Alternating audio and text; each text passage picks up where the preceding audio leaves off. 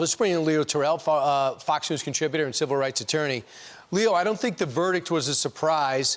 Are you relieved it doesn't seem to be violence that ensued afterwards?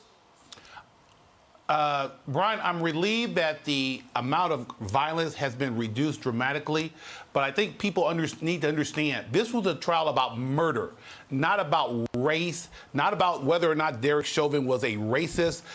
The case had nothing to do with race, but you can't imagine that given what you're hearing from the left and from the Democrats. That's the embarrassing part about it. So can I just qualify that for a second? What you're saying is, if it was a white person that gave a phony $20 bill, that Derek Chauvin would have done the same thing? I'm saying to you that Derek Chauvin's conduct was not motivated by race. You look at the charges in which he was found guilty of. You look at the presentation of the case by the prosecution. Brian, there was not one word uttered about race. Look at the diversity of the jury. Nothing about race. But if you listen to Joe Biden, who can look Americans in the camera, through the camera, and say there's systemic discrimination, yep. Kamala Harris, they're lying to the American public without any hesitation. That's the shameful part about this. Everything is about race, black versus white. And it's embarrassing, and it's insulting, and it's being used for one purpose: to pander to the black voters so that they can remain as Democrats. It's very, very insulting. Leo, you mentioned what the vice president and the president said yesterday. Here it is. America has a long history of systemic racism. Black Americans, and black men in particular, have been treated throughout the course of our history as less than human. Here's the truth about racial injustice. It is not just a Black America problem or a people of color problem. It is a problem for every American. Today, a jury in Minnesota found former Minneapolis police officer Derek Chauvin guilty on all counts in the murder of George Floyd last May. And it ripped the blinders off for the whole world to see the systemic racism, profound fear and trauma, the pain, the exhaustion that Black and brown Americans experience every single day.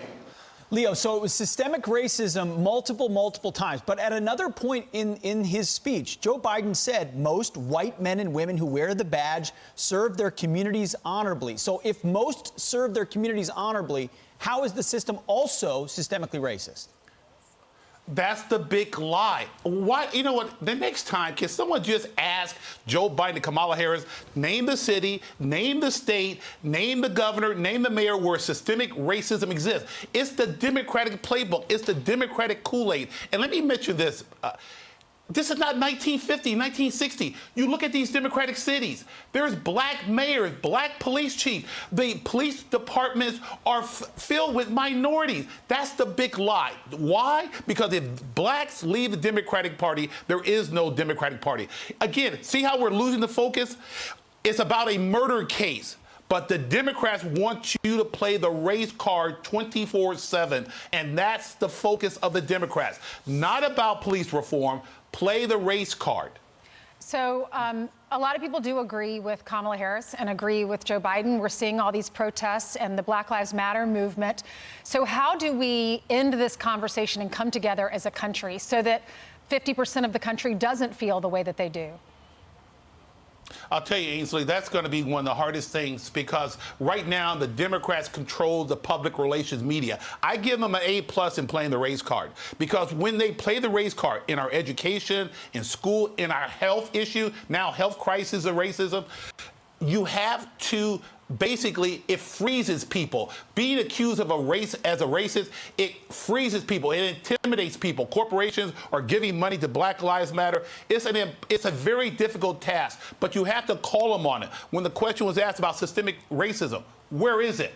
Name me the town and city. They won't answer that question because it does not exist. Systemic discrimination does not exist in this great country. That is a lie. Right. And look, again, we're talking about racism. We're not talking about the police case involving Derek Chauvin. And the one other point I need to point out, every case is unique.